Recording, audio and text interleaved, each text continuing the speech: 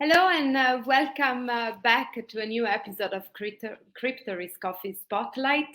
This series will put under a magnifying glass hot topics, companies, stories from the crypto ecosystem relevant from a risk management perspective and so for the Crypto Risk Office community. Today we welcome back a friend of CRO as well as one of our contributor, Gal Sagie, co-founder and CEO of Hypernative, a security and risk prevention startup in the Web3 crypto space. There you are. Hi, Gal. How are you? Welcome back. Hi, Alessia. Thank you. Good to be back. I know that you are super busy, so I will steal some of your time today to talk indeed about hacks and exploits in Web3 in the crypto space. Without any further ado, I would say let's start. Let's go straight to the point. But first, let me just sum up what we will talk about today. As you might have understood, we said the hacks and exploits in Web3 crypto. We will give an overview on the 3.8 plus billion US dollars stolen and major hacks and exploits from last year. And well, we saw just recently came out the news about the 35 million US dollars stolen from Atomic Wallet customers, the decentralized wallet, but it's still not clear what happened there. We'll be exploring protocol measures to mitigate hacks and exploits. We'll seek guidance from Gal on what to do in the event of a successful hack and exploit. We will outline factors for investors to consider in assessing protocol risk mitigation, and we will talk about what role of regulators and relevant institutions play in reducing risk and losses in the industry. But let's start with an intro and a background on Hypernative. Gal, tell us about you. Thank you, Alessia. So Hypernative is an on-chain real-time security and risk prevention startup. We work today with protocols, big chains, bridge providers, and institutional investors on mitigating and preventive security incidents and any other on-chain risk after post-deployment in real time. We do that by detecting behavioral anomalies and incidents based on on-chain and off-chain data that we collect in real time. Yeah, thank you. Thank you for sharing. Very interesting. I would say let's set the scene to start with, and let's define what are exactly exploits and hacks in crypto. What are we talking about? Yeah, sure. I think there are many different types of hacks and exploit. I think one of the more common ones are things that are related to smart contract vulnerabilities or code issues in the smart contract themselves.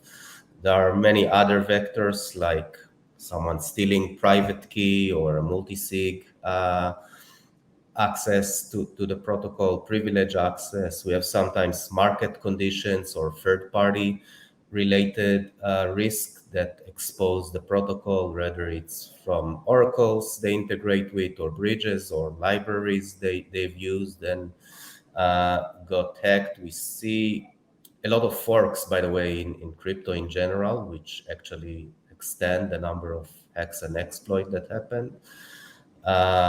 And we see a lot of fraud and phishing and scamming campaigns against user. I think in nutshell, it's relatively easier to hack in crypto because everything is open, the code is open, the interactions are open, and the value for the hacker is very obvious because it's a money value, and we Yeah. see more and more bad actors in the area.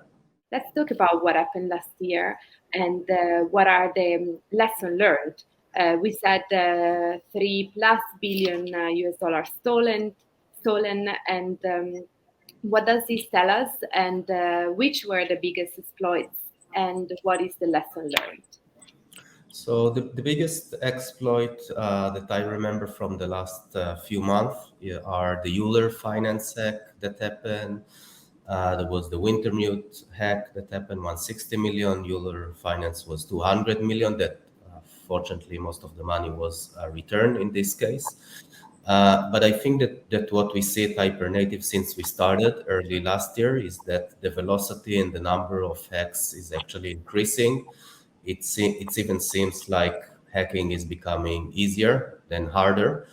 Uh, and I think a lot of it is due to the fact that we are not, or the protocols and the chains are not using the right measures today and the tools that they have in order to mitigate the risk. I think that we as an industry understand that security audit is just not enough in the end. You can't just do one audit or few audits. Yeah. You need an end-to-end security plan, which start with an audit, which is super important, but then goes to a bug bounty, then goes to real-time monitoring and detection, which Hypernative does, and also address post-incident capabilities. Yeah. Yeah.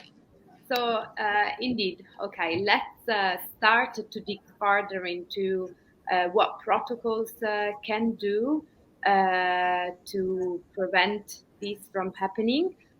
So let's start with what are some common vulnerabilities found in crypto protocols that hackers tend to exploit, and has a protocol, what are the steps to be taken to mitigate hacks and exploits risks? Yeah, uh, great question. So I think like the first thing that the protocols need is to get into a security mindset, and a security Yeah, mindset is usually that security is something that comes in layers. You can't rely on one solution or one thing that you're doing, and you can't rely that you'll find all the possible vulnerabilities and conditions that can happen in an audit process. So obviously that's the first thing. Like you need to do an audit, and you probably want to do more to leverage more than one vendor if you can, to have yeah, more eyes looking at the code. I think then you need to also offer bug bounty programs and basically have the right processes to incorporate and fix security issues. I think where the missing part for protocols is usually post deployment. After they need to work with, where Hypernative is one vendor, but there are others as well, with the vendor that knows to monitor and detect these risks that you might have missed in the audit, or that the audit couldn't have caught because they are not related necessarily to code. Uh, and you need to be able to think before something bad happens, what you would do when you see some sort of a detection or some sort of a bad thing, and create this, what we are doing today with the protocols that we work with. We create playbooks of detections and reactions to various cases. yeah. uh, and these cases, by the way, can be before a detection, but they can also be after a detection. There are a lot of things that you can do even after you found that you are hacked, and time and automation and pre-planning is super critical at this point as well.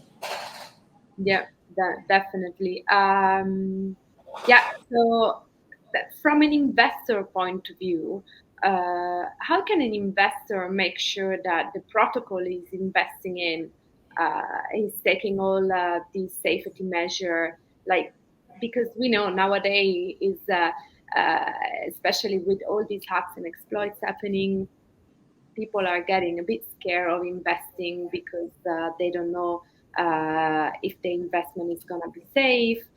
So what can they do to make sure? Of course, audit play a role, but is there anything else they can do to make sure that the risk is mitigated? Yeah, I think that there is a lot of things that investor can do. I think first they can research and understand if the protocol that they are investing in, uh, they can research about the team, they can research about their processes, they can see if they incorporate the the fixes or the things that the security audit found, because right, some a protocol that you can see the audit is being public and hasn't fixed many of the items that are raised in the audit is something you probably want to understand why this happened.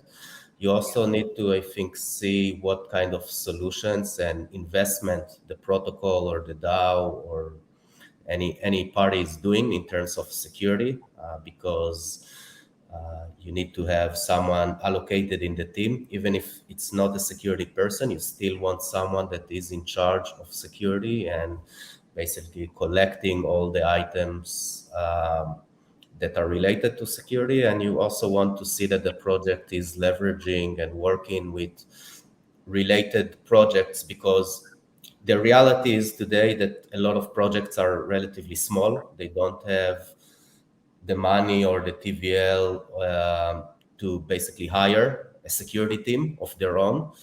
And this is exactly, I think, where solutions and companies like Hypernative come into place, because we don't just provide a platform, we also help you to augment that function and basically be your virtual security team that helps you not just by providing you the platform, but also operating and thinking about the processes that you should think about secure development and secure deployment and running of protocols. Yeah, yeah. So can you go deeper into that? How do you actually like support protocols and small projects to manage this part of this risk? Sure. Sure. So I think it starts with basically understanding the vulnerabilities and understanding like where are the critical points in the protocol, Yeah, understanding and mapping the various dependencies, right? Like sometimes protocol dependent on third party tools that if they get hacked, you are still exposed.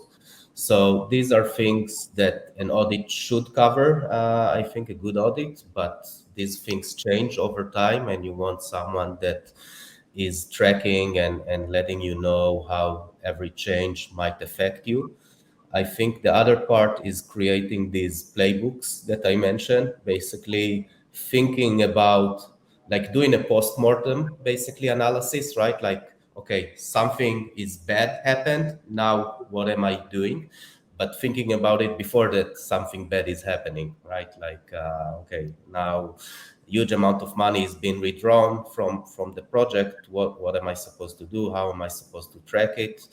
Um, and also about investigating, because there is a lot of gray things that what we notice a lot of times hackers do all sorts of things and tells before they actually do the hack. So being able to investigate this and get alerted about this could expose like things that could be vulnerabilities.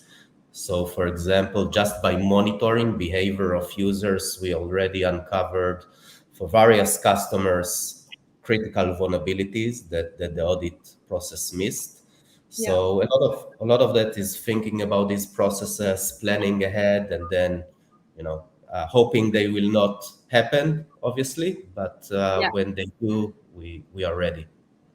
Yeah, then that, yeah, as you said, planning ahead seems to be key. So this is my next question. Then, when an exploit or a hack happens, what can a protocol do? Can funds be recovered or traced? So, what is the strategy? What does it happen?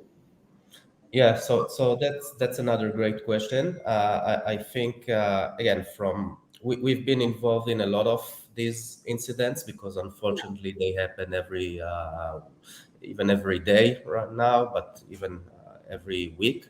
And a lot of times Hypernative is the first one to notify the protocols, even if they're not customers. So we are participating in a lot of these war rooms. I think speed is important, right? Like understanding you got hacked really quickly, root yeah, causing and understanding the vulnerability. Like the first thing, right, is to understand how you got hacked, what are the conditions, what is exactly the problem, and being able to fix it or at least block it until you fix it. Um, a lot of times, what you want is again to be ready, because the chances and the potential of recovering your funds are really dependent on the actions that you will do after the hack. And yeah, that's how you can and of course I don't want disclose everything publicly, but it's about how you connect the right organization and maybe the right law enforcement agency in order to expedite this process. It's how you are trying to find out details about uncovering the identity of the hacker or the exploiter in order to, again, provide pressure on them. It's how you engage with organization like Chainalysis, for example, that are very good at post-incident actions and recovery. Um, and I think again, this is also comes back to planning, like thinking about all of this before something bad happened, being ready with all these processes before, with all the relevant contacts that might help you. Um, Yeah. and So do set it, up a war room in advance yes. before it happens. Have it that ready to go. Yeah. I think people don't like to do it, right? Like they don't like to think that their protocol got hacked and they lose all this money. But I think it's critical to do their nice preparation. And again, this is another area that we can help you, or many other vendors might be able to help. That is critical to do before it happens, because after it happens, everything is chaotic and you don't really know who to talk with, and it's just not as efficient as it could be. Yeah. So has like a company that operates in trying to prevent hacks. Did you notice any patterns in how the hack have been executed? Can you like identify some strategies that hackers put in place to try to exploit, and then go to the single protocols and say, uh, so these are your vulnerabilities. You be careful because this might happen. Is it something that you also do and are aware of? Yes, so I think like there are a lot of, let's say, recurrent attacks that are happening, right? Like something bad happens, and usually when this something bad happens, a lot of people can see like Yeah, the method that was used and then try to copycat it.